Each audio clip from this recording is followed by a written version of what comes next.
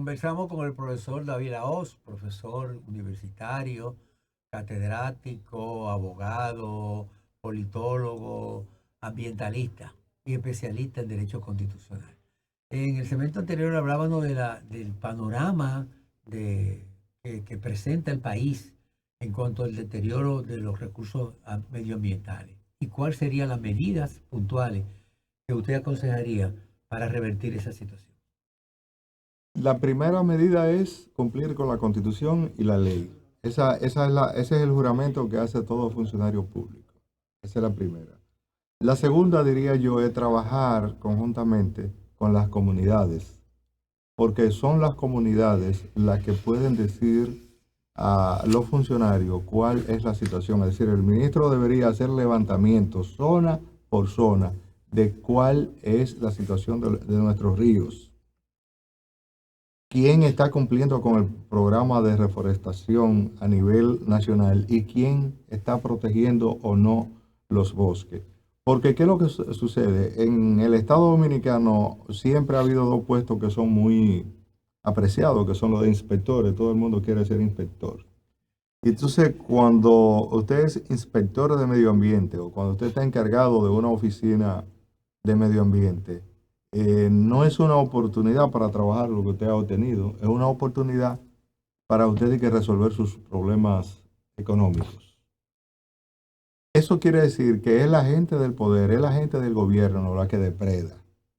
Obviamente, hay un corruptor privado que participa de ello, pero una forma de combatir esa corrupción pública y privada es trabajando con las comunidades, es trabajando con los grupos y movimientos ambientalistas de todo el territorio nacional.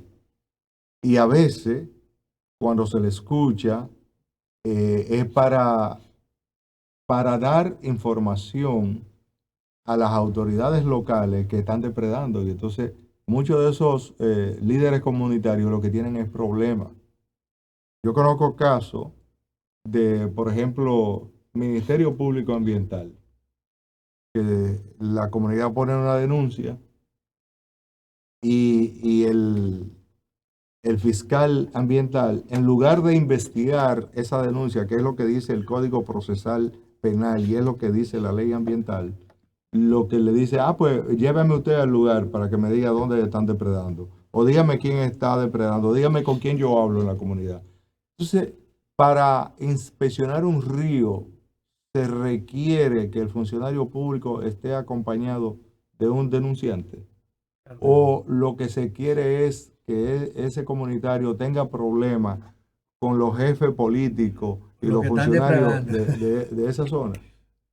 Entonces, un ministro que desee trabajar, o un gobierno que desee proteger el medio ambiente, sabe que debe de trabajar con la Constitución, con la ley y con las comunidades, lamentablemente, porque la escogencia de personal, tanto en el Ministerio Público como en los jueces mismos, como en el Ministerio de Medio Ambiente y en los ayuntamientos, es un personal que tiene una racionalidad política que difiere de la Constitución y difiere de las leyes. Entonces no vamos a lograr nada. También no se puede entregar los puestos como si fuesen botín político, que es de lo que está ocurriendo. Por ejemplo, a Miguel Seara Hatton todos le queremos, pero mm, para nadie es un secreto que ha sido un desacierto nombrarlo en el Ministerio de Medio Ambiente, porque esa no es el área en el que él puede servirle de mejor modo al Estado Dominicano. Y eso se ha dejado ahí, incluso ni siquiera el asesinato del ministro anterior ha podido ser dilucidado apropiadamente. El país no sabe qué fue lo que pasó.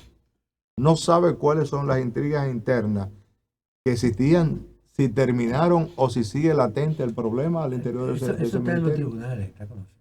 Sí, está en los tribunales el tema del asesinato, pero las causales que llevaron a ese punto, las contradicciones internas que hay en el Ministerio de Medio Ambiente, a nadie se le ha dicho una palabra sobre eso. Y lo que yo digo, en el Bajabonico, que averigüe el ministro, al presidente que averigüe quiénes son los que están depredando ese río. Y se va a encontrar con que son funcionarios de su gobierno los que están depredando el Bajo Bonico, porque todo el mundo sabe quién es el grancero y quién es el que tiene la gran ferretería en la zona. Como decía tú que en su momento, en un gobierno anterior, se sabía quién era el señor Castro y se sabe quién depredó el río de Cabarete, que fue otro amigo de Danilo Medina, que también tenía una gran grancera, y eso lo sabe el país entero.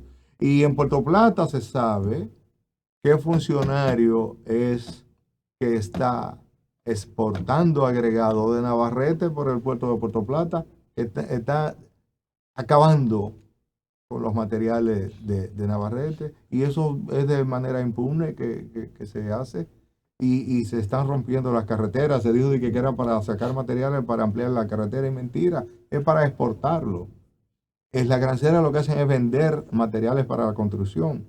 Y hay ingenieros que dicen que si no le permiten sacar arena de los ríos, no pueden realizar siquiera las obras del Estado. Entonces el Estado, que comete doble infracción, porque primero se convierte en depredador con sus obras públicas, y segundo, porque usa el llamado 80-20 de la mano de obra con que se hacen las obras del Estado Dominicano. Tampoco es respetada la ley de trabajo en el sentido del uso de mano de obra extranjera.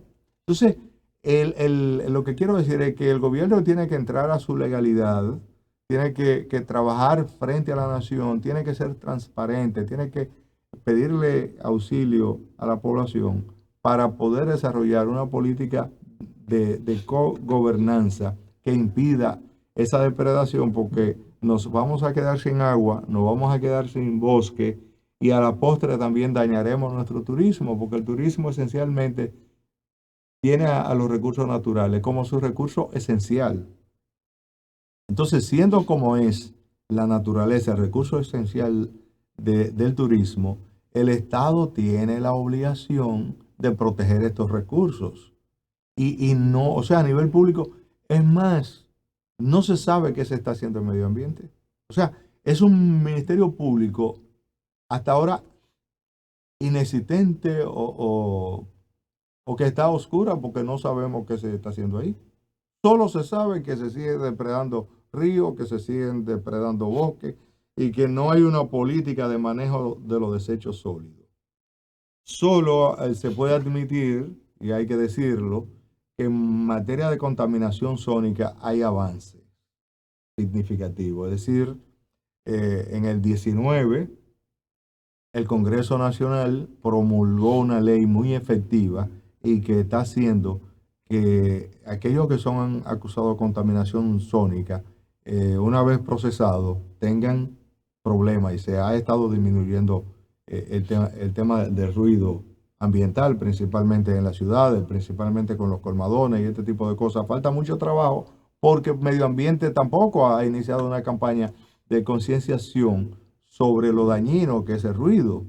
Pero hay una ley potente que ya el ciudadano afectado por un ruido no tiene que poner la denuncia de medio ambiente, no tiene que ir a la Procuraduría Ambiental, sino que por sí mismo puede demandar directamente a quien le ocasiona un ruido que le provoca intranquilidad y que daña su salud. En esa área hemos avanzado un poco, pero en lo referente a implementación de políticas públicas para proteger el ambiente, para saber lo que ha hecho Puerto Rico, que simplemente ha prohibido la minería. En Puerto Rico se decidió, bueno, o tenemos ambiente o tenemos minería.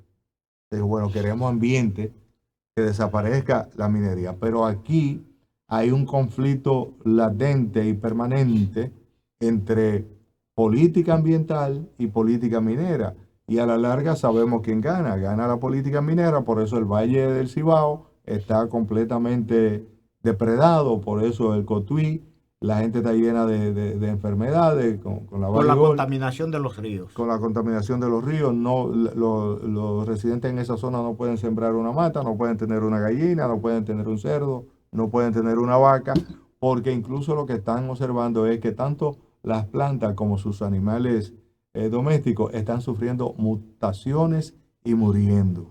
Lo ideal hubiese sido realmente buscar una situación que se pueda aprovechar el recurso minero, pero de una manera racional, de una manera que pueda compensar los daños ambientales que se hacen. Pero cuando se otorgan permisos abiertos, sin mayor fiscalización y sin controles, y sin el contrapeso de las comunidades y de los grupos ambientalistas que puedan constituirse realmente como vigilante permanente de que la extracción de esos minerales, la explotación de esa riqueza, se constituya en un bien para beneficio de las comunidades y del país, y no para crear daños ambientales. Eso podría ser una garantía. Pero lo importante es buscar ese equilibrio que evidentemente en el Estado Dominicano no se ha logrado ni en esta administración ni en administraciones pasadas. Hay un aspecto importante, David, que no me gustaría abordarlo contigo, y es la necesidad que tiene la República Dominicana de mejorar su ordenamiento. En el sentido, hay una ley de ordenamiento territorial que se está conociendo. No, que se conoció, Que se ya promulgó. se conoció y se promulgó, pero que tiene algunas dificultades en su aplicación. Y hay algunos sectores que señalan que no hay aspectos fundamentales que debieron estar contemplados en esa ley y que no se han contemplado. ¿Cómo tú ves esta legislación? Bueno, la ley de ordenamiento territorial es una ley esperada por mucho tiempo. El país estuvo esperándola, pero es una ley inconstitucional porque la misma lo que ha hecho es agravar el problema, porque la minería, por ejemplo, ha quedado santificada. El territorio nacional ha quedado como una concesión minera total en esa ley. También esa ley autoriza prácticamente la privatización del agua dulce, porque establece mecanismos para que mediante concesiones el agua dulce de la República Dominicana sea manejada por el sector privado. Esa ley no distingue entre áreas protegidas y áreas urbanas y áreas ganaderas y de agrícola, como era que, por ejemplo, se buscaba que lugares como Moca, San Francisco de Macorís, Puerto Plata, La Vega, que tienen tierra de primera calidad agrícola a nivel mundial, quedasen protegidas del urbanismo, porque usted se visita esas provincias y fincas que ayer estaban produciendo plátano, yuca, batata, rublos agrícolas, ahora son urbanizaciones y han sido parceladas en solares. Entonces se suponía que esa ley iba a poner límites. Pues fíjese que no, lo que hace es que legaliza todos esos procesos. Legaliza la minería. Y entonces la pregunta es: ¿de qué estamos hablando? Estamos hablando de una ley inconstitucional y nosotros tenemos conocimiento de que próximamente varias organizaciones de ecologistas, de ambientalistas y organizaciones de consumidores van a elevar recursos de inconstitucionalidad ante el Tribunal Constitucional por los daños que esta ley puede ocasionar, porque fue una ley que no se discutió apropiadamente, fue una ley metida de súbita en agenda y aprobada. Parece ser que hay algunos instigadores que probablemente provienen del sector minero, y el Estado, como siempre, o sea, se deja confundir siempre en perjuicio de la población. No sé qué suerte que tiene el Estado Dominicano, que se deja confundir. La habilidad de los empresarios. Se dejaron Su capacidad de negociación. marotear ahí con esa ley, entonces ahora habrá que impugnarla porque es una ley que no sirve para nada, donde el objeto que dice perseguir no existe, o es el contrario a lo que dice, porque las leyes se malean, hay oficinas especializadas en malear la ley. En el propio Congreso siempre se ha dicho que se desean tanto las leyes entre personas no conocedores de la técnica de elaboración de leyes, ni de los objetos que deben perseguir las leyes, que al final son mamotretos legales lo que salen de ahí. Y teniendo como tenemos un sistema judicial también muy débil, simplemente podemos decir que ahora estamos peor que antes, porque por ejemplo teníamos la ley 202-04 que trató de delimitar las áreas protegidas en el país y fue un progreso porque creó límites, delimitó, demarcó las áreas protegidas, pero entonces ahora con esta nueva ley se echó por tierra lo que dice la 204. Entonces, la 202-04. Entonces la pregunta es, ¿estamos avanzando en esa materia o estamos retrocediendo? Entonces, cuestiones como esas son las que llevan a la nación a tener cierto requemor con los gobiernos, porque se habla de cambio, se habla de gobierno nuevo, se habla de no mirar para atrás. Se le dice a la población que no mire para atrás, pero es que el gobierno es el que está mirando hacia atrás. ¿Tiene fundamento, David, hay argumentaciones para que el Tribunal Constitucional pueda revertir esta ley? Sí, la inconstitucionalidad, te digo, por ejemplo, una ley que no te dice a ti qué va a suceder con las tierras agrícolas y ganaderas, qué va a suceder con las áreas protegidas, y que te dice que con una permisología fácil, que no van a manejar los ayuntamientos, sino un comité, como ocurre con los fideicomisos, un comité que está en Santo Domingo y que estará en un ministerio de aquí, que despoja a los ayuntamientos de la capacidad de regentear su propio territorio, es una ley que a toda luz es inconstitucional, porque la democracia y el gobierno comienza por el municipio.